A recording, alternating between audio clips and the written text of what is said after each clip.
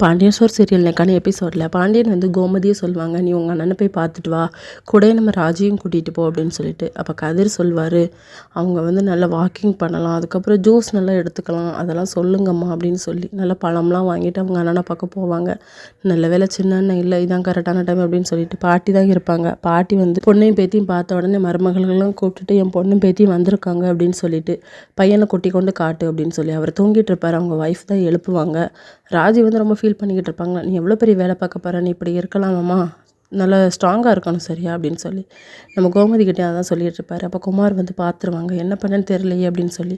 ராஜி வந்து அவங்க அப்பாவை வாக்கிங் கூப்பிட்டு போவாங்களா. அப்போ பாண்டியன் வந்து உங்கள் அப்பா கிட்ட கொஞ்சம் பேசணும், நீ உள்ளே போமா அப்படின்ட்டு.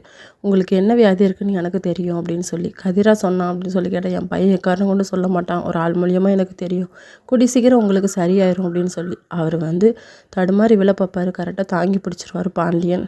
இதை வந்து குமாரவேல் பார்த்துருவார். இதோட இன்னைக்கான எபிசோட் முடியுது.